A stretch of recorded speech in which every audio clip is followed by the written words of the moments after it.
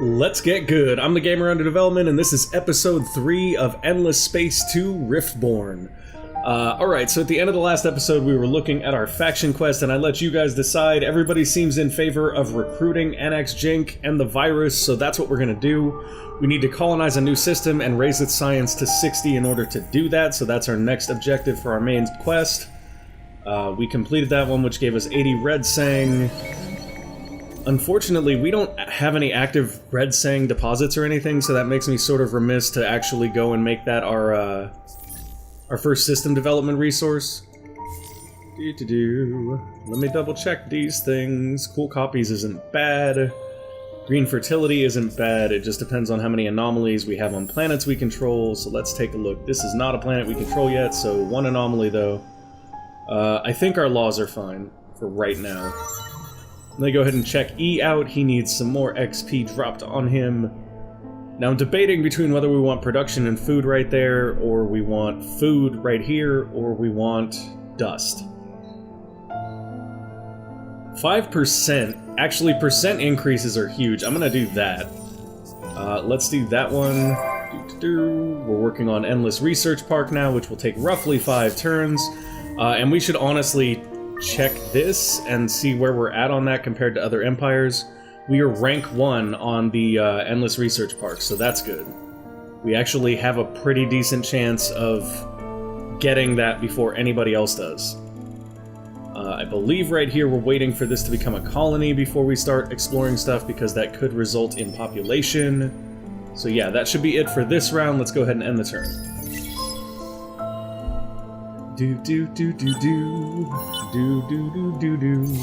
Alright, so we have basic system development now. We still have techs in queue, so that's not an issue. And we have access to Miners Union and G-Goods Exchange now. G-Goods Exchange is hugely useful, guys. So that's the first thing I'm going to do, is come up here and look at the market. There are currently no heroes, but eventually we'll be able to buy those off the market as well. And do we have anything worth selling? Red Sang could honestly be worth selling for us, as could this Eden Incense. It really depends on whether or not we are bringing in any luxury resources here. And I know we're not bringing in any there yet, but there is Deciduous trees there. There's Deciduous trees, yeah. So we have plenty of Deciduous trees. Based on the recommendation of Cat, I think I might capture this system. Like, the reason I avoided this initially, and I'm still not 100% sure, is like, yeah, they have adamantium here and they have Deciduous trees, but otherwise this is a very small system with 3 planets and not a lot of room to grow. Now that does depend on how you like to play the game, because I would prefer to build a couple of systems tall versus going wide. And unfortunately for me, that's just not a very effective strategy in Endless Space 2. Sorry guys, I had a little bit of it there. Going wide is the more viable strategy in this Endless game. I am not super... I don't know, like, I dislike being forced to go wide, because I feel like going wide just means that I don't get to build out systems that are nice. Like, I would rather build out 5 systems that were, like, really well built than 10 systems that are all ramshackle, and I feel like the game favors you rushing to get those 10 systems, and then by the time you get them to the place where they're decent, like, you're just warring with everyone, and it doesn't... I dislike that part of the build-up. I would prefer to actually be able to, you know, build up my systems and be like, we have the nicest empire. Especially in the event that you're going for, like, the social conversion type of win, where you're converting star systems based on your society and stuff. Like, not your society, your influence, but you guys get what I mean. Bring the Horatio to a vessel with at least 3 open population slots. Woo, we got 60 influence for that, and now we can explore these things. Let's see. Lifeform, quest. Lifeform. Okay, I'm gonna get the Lifeform and the other Lifeform, and we'll see where that puts us. We got 50 Empire Dust. We got a Hollow Planet Anomaly, which is actually good. And 20 Deciduous trees. That's actually really good, because that means we can maybe come in here and say, hey, can you, yeah, let's do that. Okay, so we're going to generate a lot of extra dust in our systems, which is fine. I mean, Did we just find Jadnix here? No, we didn't. Okay. Jadnix is way, way better for what we want to do than the other options, but we don't have a source of Jadnix, we have a source of Deciduous trees, so I'm fine with just, you know, using those. This place needs stuff to build. And in fact, we may be better off sending this guy over there for a little bit. I think I'm gonna do that. I'm gonna send our hero over here to help build this system up real quick. So we're here, which means we've got decent food, very, very bad production, which is, you know, par for the course. I mean, it's not ideal. We definitely don't want to have that fertile.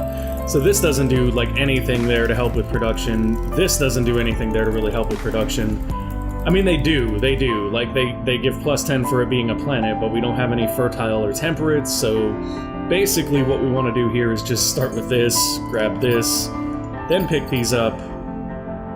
This is a cold. Do we have anything that benefits off cold? No, but we do have luxury resources, so we should get that down, then that. I'm kind of just like, there's some basic things you want to make everywhere. In this case, this system is currently costing us 1 dust, so if we do this, it won't cost us dust anymore, which I'm fine with. I really wish we got Jadnix, because being able to do the level 2 modernization and start with additional production is hugely, hugely helpful. But the good news is, that's not good news. That's very bad news. Show location, please. Oh, look, there is a pirate system here. I am so very excited. Sarcasm, sarcasm, sarcasm. And they're all lasers, which is also not good. Let's run away. Run like your life depends on it, because it does. Okay, so maybe we'll send that guy over here and colonize the thing that's got adamantium. I'm still not super sold on that. Like, I honestly would rather colonize a system that has more planets, because once again, colonizing systems with 3 planets just basically means that the maximum capabilities of that system are going to be less. The Takanan are coming back, so they'll hopefully go right here to Elion, which would give it another population, which would be super useful. Hey, what you see there? Okay. What do we have left? You guys. But we completed the quest with them, right? So these are just, yeah, this is just a free open exploration ship. I'm gonna have them sleep here, though, because there is one more thing to be explored there. Cool, we found a nebula. Those are pretty good effects. We just need to get our influence around it to get the effect. Empire Dust. So for those of you who don't play this game and don't understand, this is our sphere of influence. If it surrounds this thing right here, we just get a bunch of bonuses. We get +10 production, and +10 science, and +10 dust, and +10 influence, all without making a colony or anything. We just have to extend our influence sphere over there, which is gonna take a bit, I'm sure. Apistis are up. Actually, that's something we should look at. I'm gonna come over here and check our population details, because we should see what we can use to boost Apistis. We don't have the resources to boost either of those. We also have access to the Horatio now, which is nice.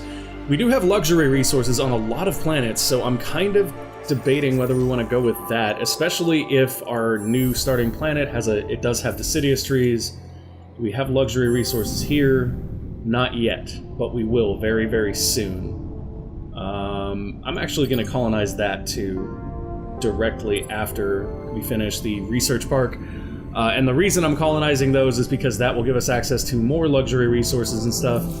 In the meantime, let's take a look at these again. That's per anomaly, and that is... that's still not great. I mean, it's just +4 food. Let's see... Anomaly... Anomaly. Okay, so we have anomalies in a lot of places, actually. I'm gonna go ahead and grab Green Fertility Bill here. It does have us losing 8 influence per turn, which is kind of annoying, but we can counteract that a little bit later. We do not have enough deciduous trees for that. Sorry guys, I keep checking that. Alright, next turn. Let's see, what do we have here? It is our next election. Based on what we know, I'm going to leave ecologists as our primary group. And we'll see if that sticks. It does stick, but we also get industrialists as a secondary party, which is perfectly fine. That's actually really, really good for us. And the reason why is because it gives us access to some of the better laws, like the one it just gave us, which is kind of better than this, I think. Mineral Misers Act, yeah, that's really good. We're gonna kill the green fertility bill here real quick, and replace it with Mineral Misers Act, which does have a higher upkeep, so we will have to watch our influence a little closer. But that being said, I would rather watch our influence closer and have access to that than not have access to that. So, let's see. Doink, and what do you guys have? Hyperium prices have increased. Should we go dump our Hyperium on the market? Yes, we should. Based on the fact that we don't primarily need this right now, I am gonna dump all 30 in because Hyperium is at a high price right now. Oh, or was it at a low price? It was at a low price. I kind of screwed that up, guys, I think. Pretty sure I screwed that up. No, I guess the price was at kind of a high point right there. I just bottomed it out by selling. But we have a ton of money now, and I'm not sure, but we may have the buyout tech. Do we? Yeah, we do have the buyout tech, so now we can do some really fun things, like come through here and buy out things that we want to buy out. That's going to be less useful to us over there than it is over here. Because over here, we're going to be able to buy some cheap things like Cerebral Reality, and potentially one of these guys, which will help us make a lot more production and things faster. In fact, that's one of the things I will say is, like, I only like to buy out stuff that's either going to produce industry or dust. Those are the only two things that I'll buy out. And yeah. Well, and like, if it's cheap enough, I'll buy out anything, like, realistically, but for the most part, I try to focus on buying out industry and dust improvements because those have the best yield for your dust. Get that. We have low manpower. Explore the quest curiosities on planet Elion 3. Each expedition will cost 5 titanium. Pirate ship spawned on system Elion. Okay. That's not good. Oh, hey, we got a free pirate ship for that. Okay, that's actually pretty cool.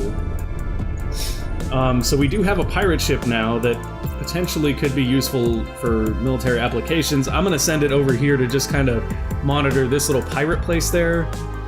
If we get this colony ship back here, I will take this place for the Dust Sidious trees and the adamantium. Still not super sure about that, though. That's a decision I'm not 100% on for sure. Scout ship, go that way. And Hyperium off Elion, woo! Wow, we just got 20 Hyperium back after we dumped a bunch into the market, which is great. Let's go ahead and end the turn. We have colonized a new system for our main quest. We just have to get the science up to 60, and we should get our second hero.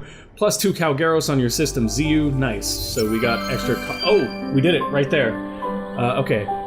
The virus could become our greatest asset in this hostile universe. A scientific mind without parallel to study the rift. It just needs the right tools, the right environment. I will build it a cutting-edge research facility. Annex Jink has proved itself a valuable ally of the Riftborn. It is not without its eccentricities, but there can be no doubt as to its capabilities. It will help our cause immensely over the difficult times ahead. I hope it is not too late. The Communion must never know of its origin, of course. They wouldn't understand. Okay, so now we're basically secretly employing this dude without telling the leaders of the Riftborn that are on the other side. The horrors of this world grow daily, its starry nights and fecund worlds. I don't know what fecund means. If somebody does, tell me in the comments. It's so-called intelligent life born of evolutionary laws that pit every organism as winner or loser. Everything horrifies. Everything scars. The worst, though, living in this artificial shell, is that slowly but inexorably I grow immune to its bleakness. Or perhaps not immune, but numb. I wonder, should Karaz ever be cleansed of the blight, would I be able to return, or am I forever changed? Am I destined to live out my years here in this universe? A moot question, perhaps. News from Karaz suggests no breakthrough in slowing or even understanding the blight. Perhaps if the Communion invested more of their energies on investigating the rift and less on spying on me, they might have made more progress. Yes, they learnt of the existence of the virus Annex Jink, and their reprimand was severe. Keep anything else from us, they said, and you will be stripped of the title of Grand Viceroy in order to return to Karaz immediately. They didn't need to say what fate would await me there. I will not be so careless in the future. The Communion wish our efforts to be focused on the rift. The presence of the virus affords us an opportunity to study it in detail, so that is certainly possible. We already know that some type of rupture in this universe precipitated the emergence of the rift, but we don't know the details. Annex Jink will help rectify that. or I can focus my efforts on cementing my own authority, being ready for unforeseen events. The construction of a supremely powerful vessel would be a rational choice to fight off our enemies without or within. What should I do? This is a great place for us to leave it, guys, so the choice is up to you. Should we consolidate our power and assign Annex Jink to a fleet with 400 offensive power, which will give us Scrap Kings, minus 30% ship costs on systems? Wow. Yeah, that's totally great. Let's consider that one very well. Okay, investigate. Assign Annex Jink 2077 to a system with a trade company HQ. We are equals, minus 30% diplomacy cost reduction. Minus 30% ships, minus 30% diplomacy, minus 30% ships, minus who gives a shit. Okay, so I'm gonna let you guys choose. That was just my 2 cents. If you enjoyed this episode, go ahead and hit that like button. If you want to see more, click the subscribe button. Thank you guys for watching, and keep gaming responsibly. Bye!